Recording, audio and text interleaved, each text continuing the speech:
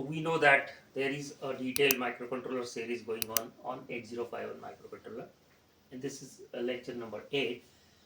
In this lecture, we will see the things practically, what we have studied in theory in previous lectures.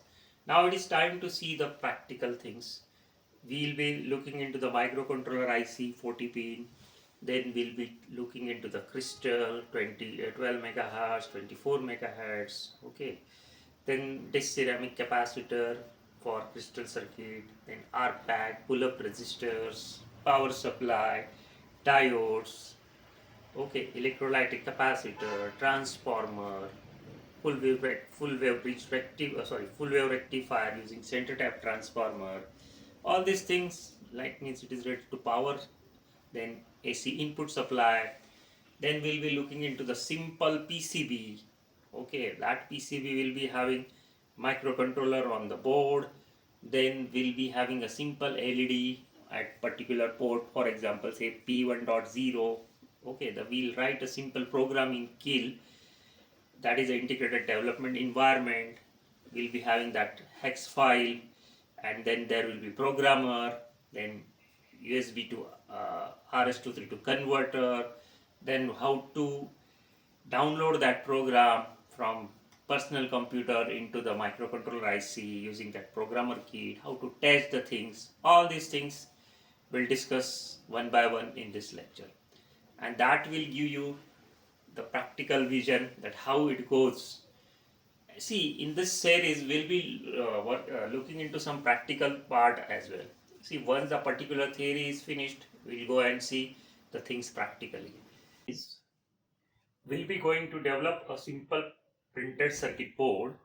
In this printed circuit board, there will be power supply part, there will be microcontroller IC, then the important required circuitry, very basic important required circuitry is the crystal and the disc ceramic capacitors. All these things we have discussed in lecture of the pin diagram. Now, what is Xtal1, Xtal2, what size of crystal, maybe you can connect here 12 megahertz crystal.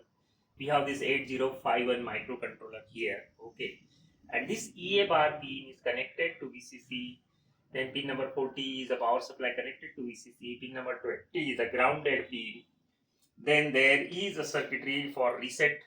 This is 8.2K and 10 microfarad. Electrolytic capacitor here. Then there is one LED connected here. This is a RPAC. Now we'll discuss in detail what is RPAC when we go in the details of port pins. Right now assume that there is some RPAC here. Now how to connect that RPAC and all these things we'll discuss there. But right now assume there is one RPAC and this is one resistor and LED connected here. Now what is this actually? We have some AC supply at home, mains you can say, then there is phase and neutral here. Some you can say cable is connected here. Okay, of course insulated cable. This is a transformer here. What is the role of transformer? It will reduce the 230 or 110, whatever the mains voltage, 2909 here. It's a center tap transformer. Now, what is use of transformer? What is center tap transformer? What is bridge rectifier? These things I have covered in my another series, which is electronics. Actually, you can go and see the lectures. What is transformer and what is the rectifier? This is basically a center tap type of rectifier here. These are the two diodes, maybe 1N4 and to this 9 is connected, then again 9, and the 0 the center tap is connected here. This is again a electrolytic capacitor, maybe 1000 microfarad connected here. Okay, now this is a voltage regulator IC. It will reduce whatever is maybe 10 volt or something to regulated 5 volt here. So this 5 volt will be connected to the VCC and EA bar pins and the rest of the circuit like this.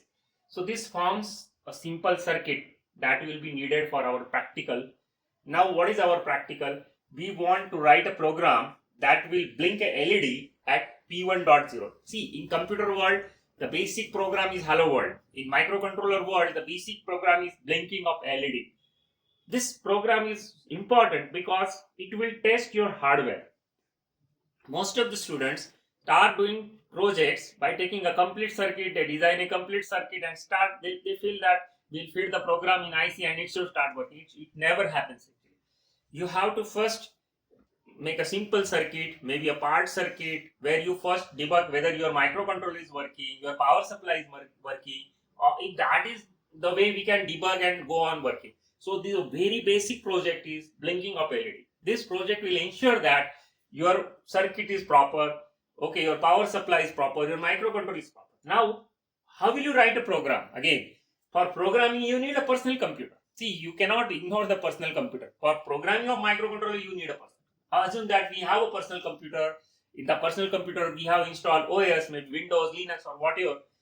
For example, we have a keil. This is an integrated development environment. Now we'll we'll discuss keil.